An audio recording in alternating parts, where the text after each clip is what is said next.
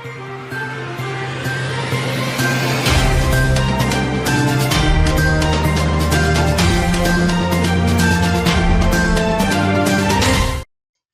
முக்கிய நிகழ்வுகள்.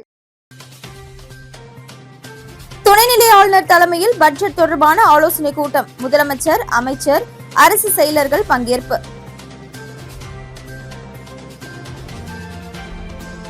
பறிமுதல் செய்யப்பட்ட 281 கிலோ கஞ்சா தீ வைத்து அழிப்பு. நீதிமன்ற உத்தரவின்படி போலீசார் நடவடிக்கை.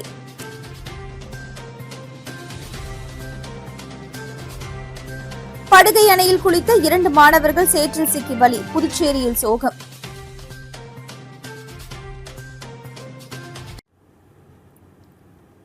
புதுச்சேரி தலைமைச் செயலகத்தில் உள்ள கருத்தரங்க அறையில் பட்ஜெட் தொடர்பான ஆலோசனைக் கூட்டம் துணைநிலை ஆளுநர் கைலாஷ்நாதன் தலைமையில் நடைபெற்றது. புதுச்சேரியில் ஆண்டுதோறும் மார்ச் மாதம் பட்ஜெட் தாக்கல் செய்யப்படுவது வழக்கம். ஆனால் கடந்த ஏப்ரல் மாதம் சட்டப்பேரவைக்கான தேர்தல் நடைபெற்றது. இதன் காரணமாக 2026-27 நிதியாண்டிற்கு முழுமையான பட்ஜெட் தாக்கல் செய்யப்படவில்லை. இதற்கு பதிலாக அரசின் செலவினங்களுக்காக கடந்த பிப்ரவரி 13ஆம் தேதி நிதித்துறை பொறுப்பு வகித்த முதல்வர் ரங்கசாமி ஏப்ரல் முதல் ஆகஸ்ட் வரையிலான 5 மாதங்களுக்கான 5396 கோடிக்கான இடைக்கால பட்ஜெட்டை தாக்கல் செய்தார். தற்பொழுது சட்டப்பேரவைக்கான தேர்தல் முடிந்து மீண்டும் தேசிய ஜனநாயக கூட்டணி ஆட்சி அமைந்துள்ளது. முதல்வர் ரங்கசாமி மீண்டும் பதவியேற்றார். அவருடன் அமைச்சர்களாக நமச்சிவாயம், மல்லாடி கிருஷ்ணாராவ் ஆகியோர் பதவியேற்றுக் கொண்டனர். 7ஆம் தேதி அமைச்சரவை விரிவாக்கம் இருக்கும் என சொல்லப்படுகிறது. புதியதாக அமைந்துள்ள முதல்வர் ரங்கசாமி தலைமையிலான அரசு வரும் ஆகஸ்ட் மாதத்திற்குள் முழுமையான பட்ஜெட் தாக்கல் செய்ய வேண்டும். இதற்கான ஆயத்த பணிகள் அரசு மேற்கொண்டு வருகிறது. இந்த நிலையில் புதுச்சேரி தலைமைச் செயலகத்தில் உள்ள கருத்தரங்க அறையில் பட்ஜெட் குறித்த ஆலோசனைக் கூட்டம் துணைநிலை ஆளுநர் கைலாஷ்நாதன் தலைமையில் நடைபெற்றது. கூட்டத்தில் முதல்வர் ரங்கசாமி, அமைச்சர் நமச்சிவாயம், தற்காலிக சட்டப்பேரவைத் தலைவர் அன்பழகன் எம்எல்ஏ, நாஜிம் எம்எல்ஏ, தலைமைச் செயலர் சரத் சௌகான் மற்றும் அரசு செயலர்கள், அதிகாரிகள் கலந்து கொண்டனர். இதில் துறை ரீதியாக திட்டம் மற்றும் திட்டமில்லாத செலவினங்களுக்கு தேவைப்படும் நிதி, புதிய திட்டங்கள் மற்றும் அதற்கு தேவைப்படும் நிதி உள்ளிட்டவை குறித்து ஆலோசிக்கப்பட்டது. பட்ஜெட் மதிப்பு இறுதி செய்யப்பட்டு மத்திய அரசின் ஒப்புதலுக்கு அனுப்பி வைக்கப்படும். மத்திய அரசின் ஒப்புதல் கிடைத்தவுடன் ஜூலை மாத இறுதியில் முதல்வர் ரங்கசாமி பட்ஜெட்டை தாக்கல் செய்வார் என்று எதிர்பார்க்கப்படுகிறது. ஆலோசனைக் கூட்டத்திற்கு பிறகு செய்தியாளர்களை சந்தித்த முதலமைச்சர், புதுச்சேரி வளர்ச்சிக்கான கருத்துக்களை கேட்டு அதற்கு தகுந்த மாதிரியான நடவடிக்கைகளை எடுப்பதற்கு அரசு முடிவு செய்திருக்கிறது என்றார். அப்பொழுது பட்ஜெட் மதிப்பு எவ்வளவு என்று செய்தியாளர்கள் கேள்வி எழுப்பினர். அதற்கு முதல்வர் பதில் எதுவும் அளிக்காமல் அங்கிருந்து புறப்பட்டார். காரைக்காலில் இருந்து இலங்கைக்கு கடத்த முயன்ற 281 கிலோ கஞ்சா மூட்டைகள் நீதிமன்ற உத்தரவின்படி காவல்துறை முதுநிலை காவல் கண்காணிப்பாளர் முன்னிலையில் புதுச்சேரி தனியார் ஆலையில் தீயிட்டு அழிக்கப்பட்டது. புதுச்சேரி மாநிலம் காரைக்கால் மாவட்டத்தில் போதை ஒழிப்பு தொடர்பாக புதுச்சேரி காவல்துறையின் ஆபரேஷன் விடியல் திட்டம் மூலமாக கடல் மார்க்கமாக காரைக்காலில் இருந்து இலங்கைக்கு கடந்த வருடம் கடத்த இருந்த சுமார் 281 கிலோ பதப்படுத்தப்பட்ட கஞ்சாவை காவல்துறையினர் கைப்பற்றினர். கைப்பற்றப்பட்ட கஞ்சாவை மூட்டைகளாக காரைக்கால் நீதிமன்ற உத்தரவின்படி காரைக்கால் முதுநிலை காவல் கண்காணிப்பாளர் லட்சுமி சௌஜன்யா தலைமையில் காவல்துறை அதிகாரிகள் முன்னிலையில் புதுச்சேரி சேதராப்பட்டு அருகே உள்ள துத்திப்பட்டு கிராமத்தில் அமைந்துள்ள தனியார் திடக்கழிவு மேலாண்மை தொழிற்சாலையில் தீயிட்டு அழிக்கப்பட்டது. புதுச்சேரியில் படுகை அணையில் குளித்த பொழுது சேற்றில் சிக்கி 2 மாணவர்கள் பரிதாபமாக உயிரிழந்த சம்பவம் சோகத்தை ஏற்படுத்தியுள்ளது. புதுச்சேரி திருவண்டார்கோவில் பகுதியைச் சேர்ந்தவர் கருணாகரன். இவரது மகன் விக்னேஷ். கல்தீர்த்தால் குப்பம் பகுதியைச் சேர்ந்த கோவிந்தன் என்பவரது மகன் கபிலேஷ். இவர்கள் இருவரும் +2 முடித்துவிட்டு கல்லூரியில் சேர விண்ணப்பித்துள்ளனர். இந்த நிலையில் நேற்று மதியம் இவர்கள் இருவரும் தங்களது நண்பர்கள் 3 பேருடன் சேர்ந்து மேல் சாத்தமங்கலம் குடுவையாற்றில் உள்ள படுகை அணைக்கு சென்று குளித்தனர். அப்பொழுது எதிர்பாராத விதமாக விக்னேஷ் படுகை அணையில் உள்ள சேற்றில் சிக்கி தத்தளித்தபடி மூழ்கினார். இதனை பார்த்தவுடன் கபிலேஷ் விரைந்து சென்று அவரை காப்பாற்ற முயற்சி செய்தார். ஆனால் அவரும் சேற்றில் சிக்கி மூழ்கினார். இதனை பார்த்த மற்ற 3 பேரும் கூச்சலிட்டனர். அப்பொழுது அங்கிருந்த பொதுமக்கள் விரைந்து சென்று சேற்றில் மூழ்கிய 2 பேரையும் மீட்க முயற்சி செய்தனர். ஆனால் முடியவில்லை. இதுகுறித்து மங்கலம் போலீசாருக்கு தகவல் தெரிவிக்கப்பட்டது. உடனே போலீசார் அங்கு விரைந்து சென்று அவர்கள் 2 பேரும் உடலையும் மீட்டு பிரேத பரிசோதனைக்காக கதிர்காமம் அரசு மருத்துவமனைக்கு அனுப்பி வைத்தனர். இதுகுறித்து மங்கலம் போலீசார் வழக்கு பதிவு செய்து விசாரணை நடத்தி வருகின்றனர். மாணவர்கள் 2 பேர் படுகை அணையில் மூழ்கி உயிரிழந்த சம்பவம் அப்பகுதியில் பெரும் சோகத்தை ஏற்படுத்தியுள்ளது. வில்லியனூரில் பயங்கர ஆயுதங்களுடன் பதுங்கியிருந்த 4 ரவுடிகளை போலீசார் கைது செய்தனர்.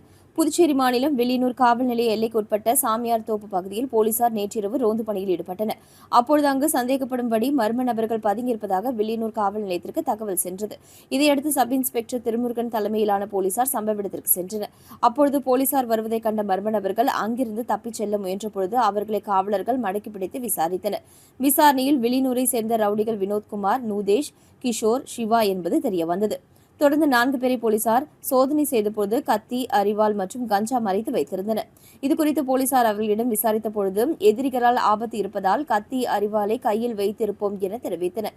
இதனைத் தொடர்ந்து போலீசார் 4 பேர் மீதும் ஆயுத சட்டத்தின் கீழ் வழக்கு பதிவு செய்து கைது செய்தனர். மேலும் அவர்களிடம் கஞ்சா, கத்தி ஆகியவற்றை போலீசார் பறிமுதல் செய்தனர். கைது செய்யப்பட்ட 4 பேர் மீது அடிதடி, கொலை முயற்சி உள்ளிட்ட வழக்குகள் இருப்பது குறிப்பிடத்தக்கது.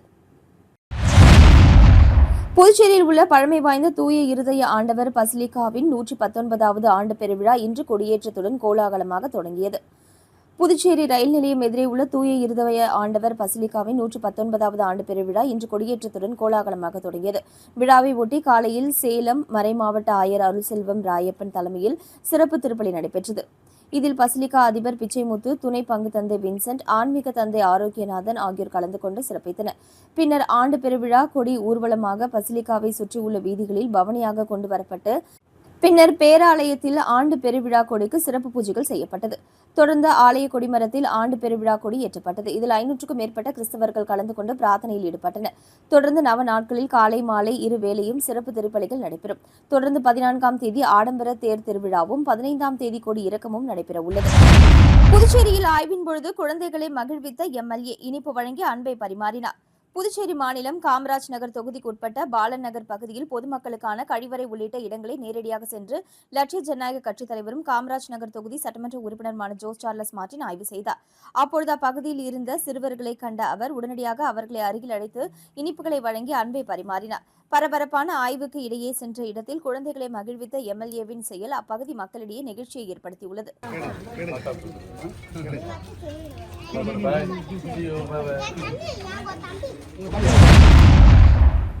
பிரசார் பாரதியின் இந்திய பொது சேவை ஒலிபரப்பு ஆகாஷ்வாணி தொடங்கப்பட்டு 90 ஆண்டு நிறைவு செய்வதை கொண்டாடும் வகையில் புதுச்சேரி ஆகாஷ்வாணி சார்பில் வானொலி நிலைய பணியாளர்கள் பங்கு பெற்ற நடைப்பயணம் புதுச்சேரி கடற்கரை சாலையில் இன்று நடைபெற்றது.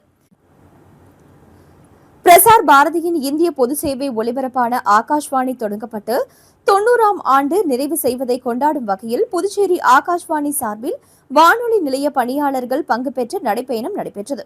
புதுச்சேரி அஜந்தா சிக்னல் அருகில் இருந்து தொடங்கிய நடைப்பயணத்தை புதுச்சேரி ஸ்ரீ வெங்கடேஸ்வரா பொறியியல் கல்லூரி முதல்வர் பிரதீப் தேவநேயன் கலந்து கொண்டு கொடியசைத்து துவக்கி வைத்தார்.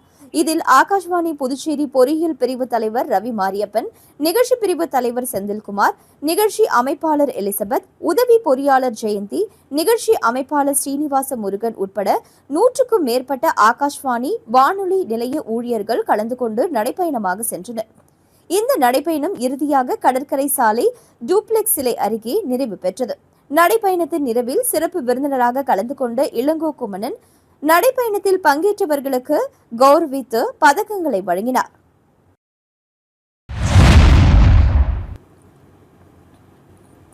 கூடப்பாக்கம் ரயில்வே கேட் பகுதியில் சாலையோரம் வசிக்கும் நரிக்குறவர்களுக்கு மாற்று இடத்தில் இலவச மனைப்பட்டா வழங்குவதற்கான பட்டியலை ரவிக்குமார் எம்எல்ஏ அப்பகுதி மக்களிடம் கொடுத்தார். வில்லியனூர் 10 கண சாலையில் உள்ள கூடப்பாக்கம் ரயில்வே கேட் பகுதியில் ரயில்கள் வரும் நேரத்தில் கடுமையான போக்குவரத்து நெரிசல் ஏற்பட்டு வாகனங்கள் நீண்ட நேரம் காத்திருக்கும் நிலை உள்ளது. இங்கு மேம்பாலம் கட்டினால் வாகனங்கள் காத்திருப்பு முற்றிலும் தவிர்க்கப்படும்.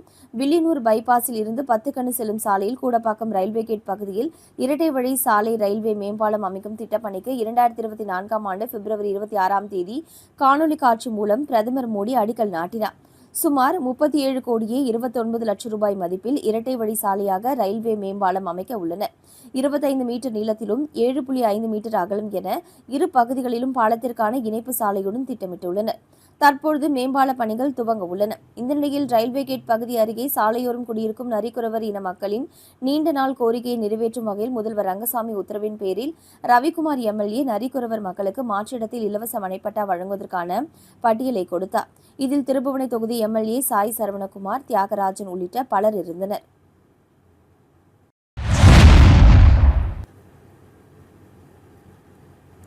என்ஆர் காங்கிரஸ் பிரமுகர் மோகன் பிறந்தநாள் விழாவினை முன்னிட்டு புதுச்சேரி முதல்வர் ரங்கசாமி நேரில் சந்தித்து வாழ்த்து பெற்றார்.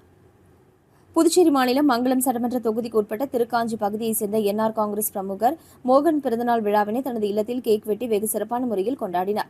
மேலும் பிறந்தநாள் விழாவினை சிறப்பாக கொண்டாடும் விதமாக புதுச்சேரி முதல்வர் ரங்கசாமி திலாஸ்பேட்டை பகுதியில் உள்ள அப்பா பைத்திய சுவாமி ஆலயத்தில் நேரில் சந்தித்து முதல்வருக்கு ஆளுயர மாலை அணிவித்து பூச்செண்டு மற்றும் பழக்கூடை வழங்கி பிறந்தநாள் வாழ்த்து பெற்று ஆசி பெற்றார். இதனைத் தொடர்ந்து தனது இல்லத்தில் மிக பிரம்மாண்டமாக ஏற்பாடு செய்யப்பட்டிருந்த பிறந்தநாள் விழாவில் வில்லியனூர் தொகுதியின் சட்டமன்ற உறுப்பினர் ரவிக்குமார், ஏம்பலம் தொகுதியின் சட்டமன்ற உறுப்பினர் மோகன்தாஸ் ஆகியோர் சிறப்பு விருந்தினராக கலந்து கொண்டு விழாவிற்கு தலைமை தாங்கி பொன்னாடை அணிவித்து பிறந்தநாள் வாழ்த்துக்களை தெரிவித்தனர். இதனைத் தொடர்ந்து விழாவில் கலந்து கொண்ட பொதுமக்களுக்கு நலத்திட்ட உதவிகளாக இலவச புடவை மற்றும் பிரியாணியை வழங்கி நிகழ்ச்சியை தொடங்கி வைத்தார். மேலும் பிறந்தநாள் விழாவினை சிறப்பாக கொண்டாடும் வகையில் விழாவில் கலந்து கொண்ட அனைத்து தரப்பு மக்களுக்கும் நலத்திட்ட உதவிகள் வழங்கப்பட்டது. நிகழ்ச்சியில் முன்னாள் சேர்மன் பாலமுருகன், மனோகரன், கணேசன், டாக்டர் சசிதரன், அரசு உட்பட முக்கிய பிரமுகர்கள், என்ஆர் காங்கிரஸ் கட்சியினர், கூட்டணி கட்சியினர், ஊர் பொதுமக்கள், ஆதரவாளர்கள் என திரளானோர் கலந்து கொண்டு பிறந்தநாள் விழா காணும் மோகனுக்கு ஆளுயர மாலை அணிவித்தும் பூச்செண்டு, பழக்குடை மற்றும் பொன்னாடை அணிவித்தும் பிறந்தநாள் வாழ்த்துக்களை தெரிவித்தனர். நிகழ்ச்சிக்கான ஏற்பாட்டினை என்ஆர் காங்கிரஸ் பிரமுகர் மோகன் ஆதரவாளர்கள் சிறப்பான முறையில் செய்திருந்தனர். முதல் முறையாக ஆரோவில் சுற்றுப்பயண தமிழக பொறுப்பு கவர்னர் வருகை. ஆரோவிலில் பல்வேறு இடங்களை சுற்றி பார்த்தார். தமிழக பொறுப்பு ஆளுநர் ராஜேந்திர விஸ்வநாத் அர்லேக்கர் தமிழக பொறுப்பேற்றவர்கள் ஆரோவில் அறக்கட்டளை நிர்வாக குழு தலைவராக நியமிக்கப்படுவார். இந்த நிலையில் அவர் தமிழக கவர்னர் பொறுப்பேற்று அவரின் பணிகள் செய்து வந்த நிலையில் தற்பொழுது முதன்முறையாக ஒருநாள் சுற்றுப்பயணமாக ஆரோவில் பகுதிக்கு இன்று வருகை தந்தார். அவருக்கு ஆரோவில் அறக்கட்டளை செயலர் மற்றும் நிர்வாகிகள் மலர்கொத்து கொடுத்து வரவேற்றனர். மேலும் ஆரோவிலில் உள்ள மாத்ரி மந்திர், மாற்று கண்காட்சி உள்ளிட்ட இடங்களை சுற்றி பார்த்தார். மேலும் யூனிட்டி பவுலியன் இடத்தில் ஆரோவில் வாசிகளிடம் கலந்துரையாடினார். இந்த கலந்துரையாடலில் பல்வேறு வெளிநாட்டினர் மற்றும் ஆரோவில் வாசிகள் கலந்து கொண்டனர். திருநள்ளாறு தொகுதியில் உலக சுற்றுச்சூழல் தினத்தை முன்னிட்டு சட்டமன்ற உறுப்பினர் GNS ராஜசேகரன் வழிகாட்டுதலின் பேரில் மரக்கன்றுகள் நடப்பட்டது.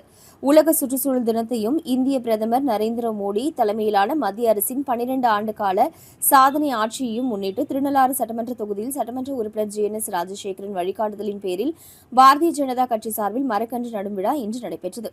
திருநள்ளாறு இந்திரா நகர் விளையாட்டு மைதானத்தில் நடைபெற்ற நிகழ்ச்சிக்கு திருநள்ளாறு தொகுதி தலைவர் பாலமுருகன் தலைமை வகித்தார். அமைப்பு பொதுச் செயலாளர் தசரத் முன்னிலை வகித்தார். திருநள்ளாறு சட்டமன்ற உறுப்பினர் GNS ராஜசேகரன் அறிவுறுத்தலின்படி நடைபெற்ற நிகழ்ச்சியில் ஏராளமான மரக்கன்றுகள் நட்டு சுற்றுச்சூழல் பாதுகாப்பின் அவசியம் வலியுறுத்தப்பட்டது. நிகழ்ச்சியில் மாநில செயலாளர்கள் துரை சேனாதிபதி, அமுதா ராணி, மாவட்ட தலைவர் முருகதாஸ், மாவட்ட விவசாய அணி துணை செயலாளர் ராஜவேலு உள்ளிட்ட மாநில, மாவட்ட, தொகுதி நிர்வாகிகள், பல்வேறு அணி தலைவர்கள், பிரிவு மற்றும் கேந்திர பொறுப்பாளர்கள், கிளை தலைவர்கள், கிளை நிர்வாகிகள், மூத்த நிர்வாகிகள் மற்றும் கட்சி தொண்டர்கள் திரளாக பங்கேற்று மரக்கன்றுகளை நட்டனர். பிரதமர் நரேந்திர மோடியின் 12 ஆண்டு கால சாதனை ஆட்சியை மக்களிடம் எடுத்துரைப்பதோடு பசுமையான சுற்றுச்சூழலை உருவாக்கும் நோக்கில் இந்நிகழ்ச்சி ஏற்பாடு செய்யப்பட்டதாக நிர்வாகிகள் தெரிவித்தனர். இந்நிகழ்ச்சிக்கான ஏற்பாடுகளை பிரதமர் மோடியின் 12 ஆண்டு சாதனை நிகழ்ச்சியின் திருநள்ளாறு தொகுதி பொறுப்பாளர் ஜெயபிரகாஷ் மற்றும் மரக்கன்று நடும் நிகழ்ச்சியின் பொறுப்பாளர் சக்தி ஆகியோர் செய்திருந்தனர். மீண்டும் இன்றைய முக்கிய நிகழ்வுகள்.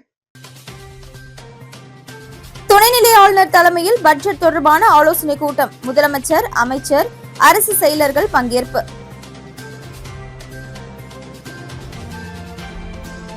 பறிமுதல் செய்யப்பட்ட 281 கிலோ கஞ்சா தீ வைத்து அழிப்பு. நீதிமன்ற உத்தரவின்படி போலீசார் நடவடிக்கை.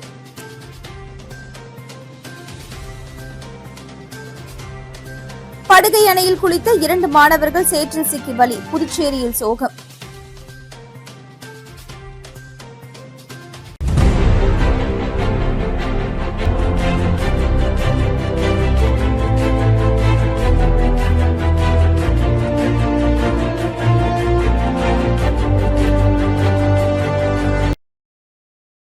செய்திகளை உடனுக்குடன் தெரிந்து கொள்ள மெட்ரோ யூடியூப் சேனலை சப்ஸ்கிரைப் செய்யவும்.